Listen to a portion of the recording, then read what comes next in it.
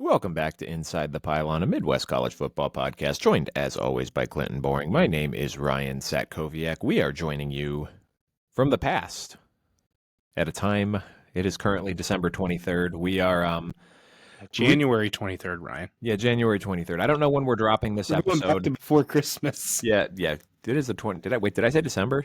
You did. Oh man, I said something today too to one of my patients. I'm like, 3 o'clock, 8. No, I don't know. I said I messed something up like that without even realizing it. So this is part of our late January, early February pre-recorded episode series. We're just kind of putting a couple of these together, just on some general topics. This is going to be kind of meant to be our still putting a podcast out every week, giving you guys some content, but also allowing us to kind of recharge a little bit, formulate some ideas, and head into spring. So that way we are rip-roaring and ready to go for spring ball. Mr. Clinton, how are you doing tonight?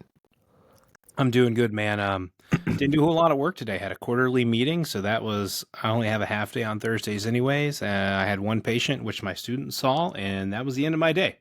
So I had a rolled lasagna for dinner. Have you ever heard that before? I feel like I have, but I couldn't tell you what it is. It's just literally lasagna noodles that are rolled, and it's just lasagna. I don't know. Okay. My mother-in-law made it for us, so we didn't complain when we just had to heat it up and eat dinner. So it's like a cinnamon roll, but so lasagna. Instead of it layered, you just put the stuff in it and then you just roll it up. So it's like a cinnamon roll, I guess, but with lasagna. But it was good. I mean, that could be. I mean, I don't hate that idea. I will say each bite of the lasagna though felt extremely thicker because it would come out. It was a little different. But it was pretty good. I'm good. I am looking forward to a month break and getting my vocals to relax a little bit. I think this is the most strain I've ever put on them in my life over the past year. So it'll be nice to have a month off. Like we said, we'll drop these once a week. I think we're going to have 4 of them for you guys. We're going to finish recording the rest this coming Sunday. And then we'll drop them once a week. And by the time we're back, it's combine and spring football time. So tonight's episode is a little, if you guys are any Marvel fans, the whole what if on the Marvel streamline. We are doing our what if episode that actually Ryan and I think we talked about this in summer. We had said, foreshadow ahead to probably January, February that we'd like to do a what if episode. So here we are. Ryan, how are you? Well, I'm good, man. I'm tired. I'm really looking forward to getting sleep because Ryan. What? I love you. I don't want to hear you whine. I've been up since 2:45 a.m. this morning. Okay, well, you know what? This is why I texted you, like, can we do the pre-recorded now and be done with the live show? Because I really want to go to bed. No, be like putting this together and then having to wait for it to upload and download and re-upload. It's a process, and I am just looking forward to not having to do that for a little bit. The nice part, you won't have to do that for this one. Just the live show, and then it's done, and you can do these ones whenever. Yep, I'm just going to leave it sitting in there, and then we'll download it sometime this weekend, probably Saturday, and I got some time to put it together. So I'm a big, like butterfly effect guy. Like, what if you did, do you ever, at any point, look at a decision you made in the past and think, what if I made this decision differently? How would my life be different? Yeah, I wonder that every time about when I got married. I'm just kidding. No comment. I wonder that about my current profession sometimes. What if I would have done something different that makes more money? Well, I think listen, we do fine as PTs, but I'm just like, what if I'd have done this and went down this career path? What if I went into investment banking? Yes, or what if I went into my original idea, which was broadcasting? Yeah, there you go. Which I wanted to do. So, I don't know. But I'm fascinated. I was fascinated by this thought exercise because just kind of playing out the kind of what would happen downstream from these, what that butterfly effect would be like. This thing happened, and I kind of broke these into, I guess, different categories. I had I guess 2 more were big picture, and then 3 were results oriented. How would the season have played out differently if this happened, or something like that? And just thinking about how that could have affected the entire trajectory of the season, I think was pretty fascinating to me. So I really enjoyed this. How do you want to kind of go about this? Do you just want to alternate? So, real quick to the people listening, Ryan and I did not notify each other of what our what ifs are, so we could potentially have a crossover. Ryan, I think you go 1, I go 1. If we overlap, then that eliminates 1 from our 10 that we might have. Fair enough. Why don't you, as the national championship loser, go ahead and kick us off tonight, Ryan? Okay, well, speaking of national championship loser, my biggest what if for this season was what if Notre Dame did not have a Final Destination movie airing on its roster in real time this year? And what I mean by that is what would have happened if Notre Dame entered the playoff at least 100% availability? Not necessarily health, because it's the end of the season, no one's healthy, but to recap, for those of you listening at home, Notre Dame, over the course of the season, they lost their best overall player in Benjamin Morrison, cornerback, to a hip injury that required surgery midway through the season. In game 3 of the season, they lost their starting rush end to a torn patellar tendon. They lost their starting center to a torn ACL. They lost their starting right guard to a high ankle sprain, which caused him to miss half the season. The following 2 weeks later, they lost their backup rush end to a torn ACL. They lost, who am I missing here? Riley Mills, their starting defensive tackle, to a torn ACL, MCL, I think was the rumor, in the first game of the playoff. They lost their other All-American defensive tackle, Howard Cross, to a high ankle sprain against Florida State. He missed the end of the regular season and clearly was not 100% in the playoff. They lost their starting running back, their best overall offensive player, Jeremiah Love, to a torn MCL at the end of the USC game. He clearly was not healthy through the entirety of the playoff. They lost their starting left tackle preseason to a torn pec. He missed almost the entire season. Then they lost their second starting left tackle to a high ankle sprain, and then they had to bring the first left tackle back. I can see you. I'm losing you, Clinton, here because I just keep going. And like when we look at that, we had this conversation at 3 different points heading through the playoffs, because at each point I thought that the inflection point felt like the next game for me, especially when they lost Mills. Like going through the course of the season, Notre Dame was able to withstand the injuries to Morrison, the injuries to Jordan Botelho and Traore, the defensive ends, because the schedule wasn't tough. They didn't have these teams that could bully them on the defensive side of the ball and really challenge them in the way. And I think we had the conversation when they lost Morrison, and my take at the time was, I'm not worried about this for Notre Dame in the regular season. If anything, they're not even going to feel this in the regular season until USC, because they don't play a good passing attack until then. But where they're going to feel it is in the playoff, because eventually you're going to play a team that has too many weapons for you to handle. And you can't tell me, Clinton, if they didn't have Benjamin Morrison covering Jeremiah Smith on that 3rd and 11, that play wouldn't have ended differently. It might not have. It could have. I think you have a better chance that it might have ended differently. But also you have to think, too, over the course of that game, if you have your 2 best rush ends and you have your 2 defensive tackles playing at least 75% health, you're not having to call the defensive game plan that you did. You're able to attack Ohio State a little bit more like Michigan and Texas did, utilizing your front 4 to get more pressure and hold up against the run. And by the time that point in the season, with what Notre Dame had lost on the defensive line, they just didn't have the capability to do that. So having to use your back 7 to cover for your front 4 against Ohio State was catastrophic, because you can't do that against Ohio State. You need a strong front 4 to help stabilize your back 7 so you can divest those resources into covering all the weapons that they have. And they just didn't have the capacity to do that. And I just wonder how that last game, and I get that Ohio State had a couple injuries on the offensive line, but I think seeing that game played out between an Ohio State that had McLaughlin and Simmons on it and a Notre Dame team that had all their guys healthy, I think that would have been a really compelling game. Mm-hmm. I think it would have been pretty damn good TV. Maybe it would have drawn more than that 22.5 million viewers that everybody's crying about. Just like I don't have the capacity to argue about TV numbers, because who gives a shit? Who really cares? It's just like, it's for Washington fans and Michigan fans to sit there and be like, well, we drew more than you did last year. There's so many factors that go into it. It was on a holiday. It was later in the year. You can argue people had college football fatigue. It was during the presidential inauguration, which likely took eyeballs away from it. Just so many factors that go into it. And it's just like, what does it impact? It doesn't impact anything. I think its peak viewership, which was between 8:30 and 8:45, might have actually was over top of it was what their like numbers 26.8 or something like that. So sorry we didn't hold your attention, because Ohio State got up 31-7 and people turned it off. Well, right, and that's the other problem. That's the other problem too, is people probably tune in because by that point, 8:30, that would have been like early to mid second quarter, so it would have been 14-7.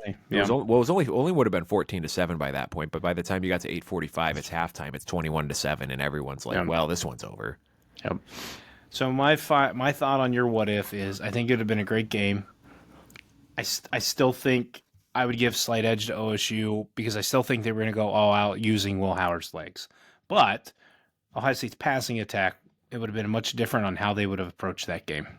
Well, and it's like, for me, it's so difficult to truly ascertain because, like, at that point in the season, the two defensive ends that they lost, they were both playing the best football of their careers. But at that point, their production or they were more theory than they were proven thought at that point. Mm-hmm. And especially Traore, who was a redshirt freshman, like best pass rush potential on the team. Like he truly could have grown into like I don't want to say a Colin Simmons level disruptor, but someone who had double digit sacks and is someone that you had to at least factor into the game plan. So like it truly could have been a different Notre Dame defense because then you have a dynamic pass rusher that they haven't really had since Isaiah Foskey. But it also could have been nothing. Maybe it was just they were having a good early season and then they kind of flatten out. So that's just one of those that it's just like I feel more like I would even love to have seen what that game would have been like if Cross and Mills hadn't gotten hurt. Like if you had both of them at 100%. Like I think that could have been a different game just because of their pressure in the middle. But anyway, I digress. What was your first one? My first one actually plays on 2024 as well. What if Ohio State doesn't lose to Michigan? Oh, that's a good one too. Do we still get this magical playoff run that wins the national championship, and then they finally find and play with the talent that we knew they had all along? Because if they beat Michigan, Columbus doesn't blow up, first of all. Well, they blow up in a positive way because Ryan Day finally gets the elusive win over the Wolverines. You're going to the Big Ten championship. Let's say you then waste your magic on Oregon there to win the Big Ten championship and you obliterate them. Now you're an Oregon seed. And you're most likely, you're not drawing Oregon, but I don't know. Like, I don't even know what the playoff seeding would have been in that. Well, just to think of, I feel like, and I kind of said this after I think they beat Tennessee, is the Michigan loss is what flipped the switch for this team and led them to the national championship. Mm-hmm. It's almost like if you didn't have that key cog in the wheel there, that they certainly have the talent to do it, and maybe they do because then maybe they're juiced because they accomplished their goal and they got over the hump and then they won the Big Ten and then they still obliterate everybody. I don't know. Either way could have made them play to their full talent, right? Like, but if they beat Michigan and they just survive the way they say they call the game the same and Jaden Filling makes both his field goals and it's 16-13 win, does that launch them into the offensive game plans that they used in the playoffs? Like, it's almost that loss is what had to catapult this team into what they became. And I don't know if they get there without it. No, I agree with that. And I don't feel like that's a hot take because I feel like a lot of people have come out and said, like, that was something that Ohio State needed to, like, get their ass in gear and find their full potential. Light a fire under your ass, flip the switch. What I was hearing in a lot of the on the podcast daily stuff from interviews with the players was it was always that Day supported his players, right? Like through the losses to Michigan, he had their backs. And the players, when they had the players only meeting with Day, realized we need to flip this and we need to have our coaches back. And we need to go play this for our coach. And then they did. And here we are. So you want to go number 2 or you want to go like a snake draft type style?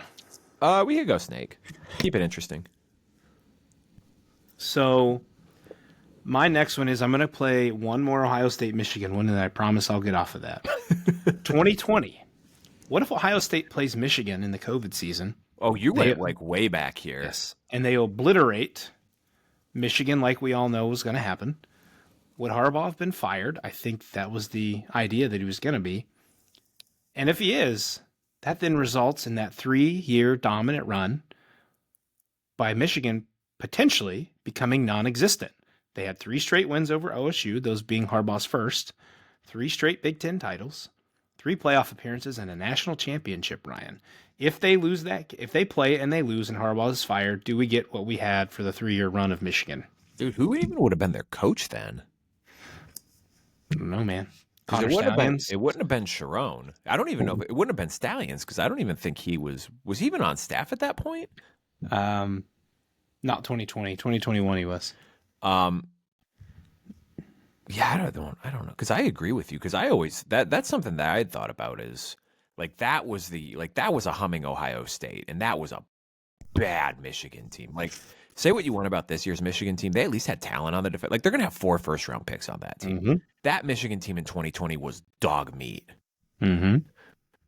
I remember they went to, when they reinstated the season, me and a couple buddies went to a pizza place to watch the game, and they played Wisconsin in a night game, and they got obliterated. Like, didn't they lose to Rutgers that year? Ryan, I think they only won 2 games, right? They lost to Michigan State. I think they got kicked by Michigan State. They were 2-4 because they had to cancel a couple. Quote, it was only a Big Ten schedule, so Yep. So yeah, I was just thinking about that today, and like that then alters the course of the Michigan history because first of all, there's no Harbaugh. Mm-hmm. Michigan kind of used that COVID year of not playing Ohio State to reset everything. Mm-hmm. And get guys in there, get the guys out who couldn't win, and get guys in who may have lost 1 or 2, but hadn't been a part of the 10-year losing streak or whatever since 2011. So it would have been a 9-year losing streak. So I don't know. That was a fun one to think about there. Did you go like way back for multiples of years? Because mine were all this year. Oh no, homie, I went multiple years, so we won't have any overlap. That's great. Okay, yeah. I have no more from this year. I clearly did not understand the assignment. That's fine. It's going to give us some variety.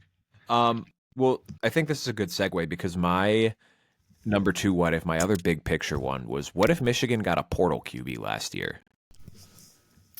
I think it depends on which one. Well, right, but I mean, like, their QB situation was so bad this year that, like, even like Max Brosmer might have won them 10 games this year. Yeah. Because if you think, like, I was thinking about this morning, and I think, like Michigan ended up having not a terrible season, and it looked like it was going to be truly bad because going into that Ohio State game, I think we all just assumed that they were going to lose and that they were going to finish 6-6 and then play some shitty MAC team in a bowl game. And then they beat Ohio State, and then they beat Alabama in the bowl game, and all of a sudden it's 8-5, and it's like, oh, you have a little bit of momentum going into this year. But if you think, like, overall on their schedule this year, Clinton, they lost 5 games. 3 of those teams were in the college football playoff this year. Mm-hmm. Not that they were particularly competitive against Texas or Oregon, but still, they lost to Texas, they lost to Oregon, they lost to Indiana, kept that game pretty close. They lost to a Washington team that was good at home. So, I mean, a Washington team that was up and down, but one that I think went 6-0 at home this year. Mm-hmm. And then they lost to an Illinois team who finished the season quite well and is in a lot of preseason top 10s for next year. Mm-hmm. So they lost to, I mean, 4 really good teams and a good home team that they played on the road. So, like, truly not a bad season for Michigan, all things considered. Down for sure, considering the expectations coming into the year by some people that we didn't buy. But I'm just going to use this as an opportunity to give myself another pat on the back because I said they'd probably finish 8-4, and I only missed it by a game.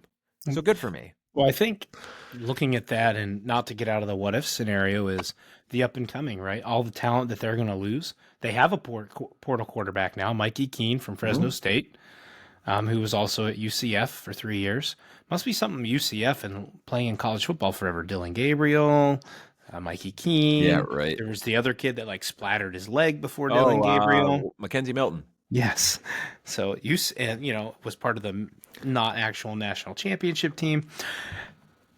Anyways, like fast forwarding, and this will be fun in a month when we get to spring ball. Is Michigan's got the portal quarterback, but now they lost everything. Mm-hmm. But they didn't have any of that when they beat Alabama in the bowl game, and I believe Alabama played with everyone, and they beat them straight up. Also true. And maybe Jalen Milroe was mentally checked out. I don't know, but that would have been interesting. Another interesting to think about, too, in regards to this is if they do get a portal quarterback and they don't look so completely inept on offense, does that still light the same fire within their administration to up their NIL game and make an all-in push for Bryce Underwood and who's the 5-star tackle commit they just flipped from Bama, Ty Haywood? I got 2. Well, I think Babaloa, I think that was more, I don't know if that was as much of a money thing. I think that was before the Bryce Underwood stuff happened, but the most recent one was definitely a money thing. Mm-hmm. So, like, if that doesn't happen, then what's Michigan, like, what are they still kind of in the same spot recruiting where it's like, well, this is a good team, good culture, yada, yada, yada, but they're not getting the horses to now it's like, okay, well, they just got a quarterback and 2 5-star offensive tackles, so let's see what they can do. Yep, absolutely. I have, for my other three, Clinton, I just have individual game scenarios from this year and just wondering if this game went the other way, how it would have impacted the rest of the season. The first one I have is, what if Penn State ended up winning the Big Ten title game? They're the 1 seed. Correct. So then they are in that Oregon spot where you're ending up playing the winner of Ohio State, Tennessee. And then Oregon falls down to probably the 5 seed there. I'd say Oregon's the 5. Which would give them the Texas path of Clemson and Arizona State, and then that would have pushed Texas down to 6, the Penn State path against SMU and Boise State. So how that would have impacted things then is Penn State is likely playing Ohio State in round 1. Getting railroaded. Oregon then ends up playing Clemson and Arizona State. So you're likely getting that Ohio State-Oregon matchup in the semifinals instead of the quarterfinals. And then your semifinal matchup on the other side ends up being Notre Dame-Texas. And then maybe, I'm not shorting Notre Dame. No, for sure. I get what you're, yeah. Texas matches up well with Ohio State, so therefore process of elimination would say if Texas knocks out Notre Dame, it's Ohio State, Texas, and the Natty. Maybe, but also I wonder what it means for Oregon then. You have 2 games to get under your belt. In the semifinals, you don't have the bye week. Maybe that doesn't end up screwing with you. Do they play Ohio State better? Do they win that rematch? Yeah, could have Oregon, Texas. Yeah. So that's a fascinating one that I thought of today. Certainly. And I mean, I'm sure there are some Oregon fans who've probably been thinking about that. Why didn't we just lose the Big Ten title game? What could have happened? Anyway, what did you have for number 3? Number 3, we're just going to keep time traveling back in order here. The 2010 Rose Bowl National Championship. Smokes, you were going way back. Oh, I'm not even to the half of it yet. Buddy, I don't even know where I was living in 2010. Well, you watch this game. What if Colt McCoy doesn't get hurt and Texas goes on to win the Natty? Oh, wait, you're talking after, buddy, I was in high school. This was like 6 moves ago for me. Yeah, no, not. Oh, wait, no. I would have been freshman at BG. I would have been a freshman at BG. No, well, you're a year older than me, so I would have been in my senior year of high school. Yeah, I would have been a freshman at BG then, because 2009 was my freshman year. 2010 National Championship. If Colt McCoy doesn't get hurt, Texas wins the Natty. I believe they were up 6-0 when he got hurt. Does that delay or does it prevent the Alabama Nick Saban dynasty? I don't know. Because Mac Brown was still coaching them then. Mm-hmm. And I feel like part of, that was not necessarily the beginning of the end for him at Texas, but if he wins that title, maybe he gets a little bit extra longevity at Texas. Mm-hmm. And then, Mark Ingram was a part of that team that won that national championship, I believe off a Heisman season. So I think it'll be interesting, right? I would err on the side of, I do not think it prevents it, but it might delay it. Because Nick Saban is still Nick Saban as a coach. Mm-hmm. This isn't like we prevented, if Texas wins this, Nick Saban never ended up at Alabama. He was already there. Yeah. So in that case, I think we just delay it. And I still think Bama's going to get some, but maybe not as many. Fascinating. Because Texas, that's kind of when Texas died, right? Mm-hmm. Yeah, that was... After that Natty, they kind of fell off the face of the earth. They went dormant. All that oil money did not matter anymore. Well, they just couldn't get a quarterback after that. Yep. Because Sam Ehlinger had a nice little career. Yeah, but that's like me saying Ian Book was a good Notre Dame quarterback. Hey, it's like it's he true. Played quarterback for the Saints a couple games. It's like it's technically true. What Spencer but Rattler's doing. It's like it's technically true, but that's not a ceiling raising guy. Yep. All right. So now we go down just 5 more years before that, Ryan. You and I kind of talked about this one jokingly a little bit. Pretty big rabbit hole here. Post 2005 NFL season. What if Drew Brees had been signed by the Miami Dolphins and Nick Saban decided to stay in the NFL? Oh boy. Would we have missed the Bama dynasty completely? So, backstory for this, folks. Brees suffered a season-ending shoulder injury into the 2005 season. And then the Dolphins doctors, they brought Brees in to potentially sign him. And the Dolphins doctors refused to clear him, which resulted in them rejecting him and then him signing with the Saints.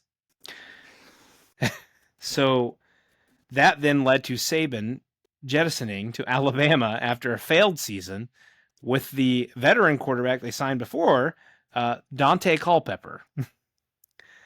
And then another what if piece to this was in the 2004 draft, which is why they took Dante Culpepper, was what if the Dolphins and Saban would have just drafted Aaron Rodgers, number 2 overall, instead of running back Ronnie Brown? Oh, boy.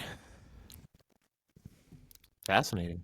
I mean, Saban had a little tidbit on College Game Day or in a side interview about why this Miami thing failed, and some of it was him as a coach, but he said it was just he loved the owner, but it was poorly ran organization. They didn't have the talent. But damn, you just look at that one, like Nick Saban and Drew Brees combined together, right? Mm-hmm. Like, and what Drew Brees did the rest of his career. Everybody thought he was done. Yeah, he got some pretty good longevity after that. He's a Hall of Famer. Yeah. And Sean Payton got the gift of a lifetime. Mm-hmm. And so, I don't know, it would have been interesting to see if Saban rides that out. Or even hell, like that's why I put the other piece in. If they would have just drafted Aaron Rodgers. And Aaron Rodgers was a Miami Dolphin, and then now we don't even go down the whole an additional butterfly effect. No Aaron Rodgers in Green Bay. No Aaron Rodgers sitting there and patiently waiting to be drafted, and the Browns pass on him, and then finally the Packers take him. Then he has to sit 2 years behind Brett Favre till he retires. Like all those things, all those scenarios change just by one thing that has to do with Nick Saban. How Nick Saban has such an effect on football, both at the college and NFL level, is pretty damn impressive. All right, Ryan. Number 4 for you? Yes. So 4 and 5? I have 2 results here from this individual season. Maybe insignificant, but potentially not. The first one I have is, what if Nebraska beat Ohio State? I was chewing ice, so I had my mic off. Well, Clinton and our friend Xavier, who were sitting in the stands that day to watch that game, probably would have left pretty pissed off. They threw beer on the field, and now they're in the Franklin County Detention Center. Dude, they were already booing during that game, let me tell you. It was bad. It was rough. If they lose it, I mean, I think your season, I wouldn't say tailspins, but you had to go play Penn State the next week. Mm-hmm. Do you survive that? Right.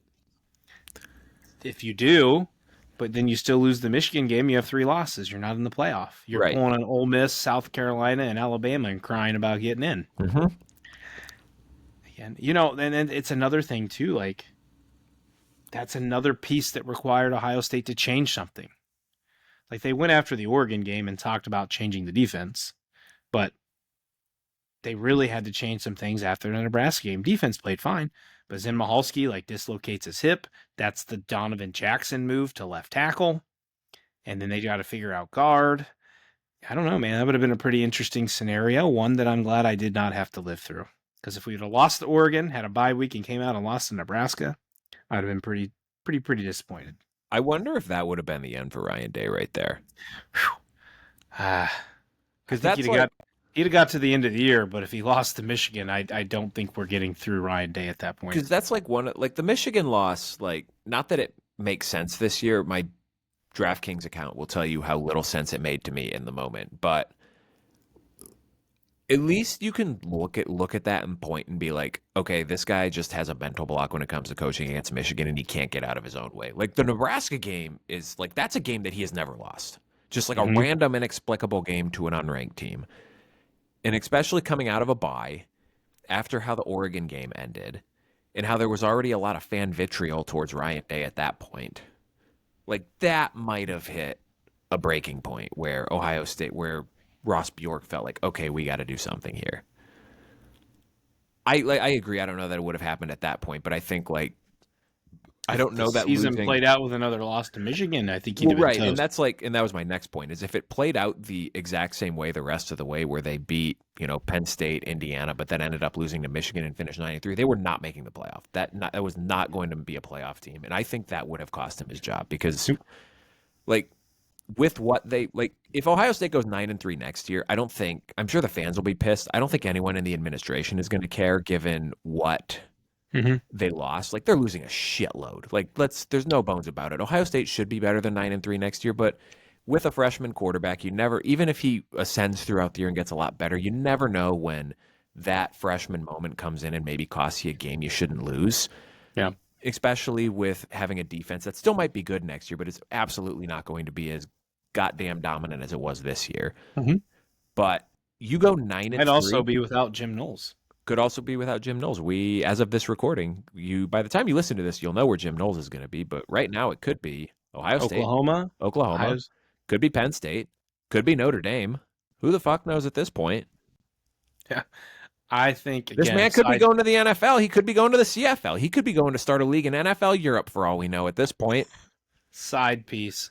His agent is going to work this really hard with all this interest in Ohio State's going to bump his salary. He's going nowhere. This man's going to be making a lot of money. He's going to be making probably $5 million a year. But no, if this Ohio State team went 9-3 and missed the playoff with what they brought back, that would have been I feel confident in saying they would have fired Ryan Day for that. Especially losing to Nebraska, because it'd be one thing if it was you lost to Oregon, Penn State, and Indiana, 3 teams who made the playoff. But if you lost to Nebraska and Michigan, that would have been bad. Yep. And then I had one more result one on here that was kind of fun. Potentially, Clinton. Think all the way back to week 1. It's Thursday night. We're shooting our first picks episode of the season. We're watching Minnesota. We're watching North Carolina. What happens if Minnesota wins that game? Because they had a pretty good year otherwise. They go 7. Okay, so they go 8-5 after the bowl game. But if you look at the games that they lost throughout the season, they lost. Hold on. I'm gonna have to pull up the schedule week by week here to paint this picture here. But we obviously had the 2-point loss to Minnesota or to UNC. Mm-hmm. They had the 3-point loss to Michigan where they kind of got screwed at the end with the onside kick. Mm-hmm. They only lost by a point to Penn State. Mm-hmm. They lost by 7 to Rutgers. Took a fake punt to beat them. Mm-hmm. They lost by 7 to Rutgers. That was at Rutgers, right? It was at Rutgers. And they lost by 8, I think, to Illinois. Okay. So the Rutgers one was really the only inexplicable one. But if they win that game against UNC, I think they would have started 3-0 here. Mm-hmm. Hold on. Minnesota FBS schedule. Well, I think as you're looking that up, if Brosmer doesn't start slow at the beginning of the season, if he's Max Joe Montana or Max Montana, they're dealing. They're wheeling and dealing. Mm-hmm. The Michigan game was at Michigan, right? So that stout environment to play in. Again, as you mentioned, that one went completely awry. But yeah, I agree. I think the Golden Gophers staring down maybe change your luck a little bit. A 10-2 season. Mm-hmm. Oh, and then they lost. They got kind of beat up on by Iowa. So this is if they beat North Carolina, they start 3-0 because then they beat Rhode Island and Nevada. I don't know that changes your momentum at all for hosting Iowa and losing 31-14, but maybe could have. Mm-hmm. And I guess by that logic, maybe that knocks the wind out of your sails and it doesn't change a whole lot anyway. But even still, you never know. It's an opening season game, man. Mm-hmm. Even still, you're 4-2 then going into the bye. You're 6-2 then going into Rutgers, which would have been, I'm not doing math right now, but if you're 6-2 going into Rutgers instead of 5-3, maybe, you're at that point in the season where you're kind of sort of maybe knocking on the playoff door, given that you still had Penn State on your schedule. So maybe you beat Rutgers, you go 7-2. Wait, I didn't do math right here. 1, 2, 3, 4, 5, 6, 7. So you're 7-2 going into Rutgers. So it's the first week of November.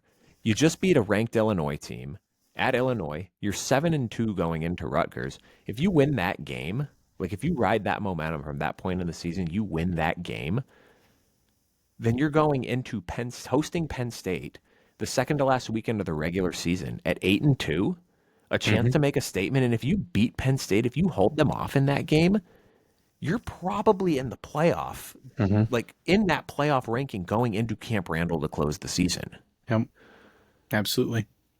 Crazy to think about. I don't know. Like I said, that's maybe a little bit of a stretch on my part, but...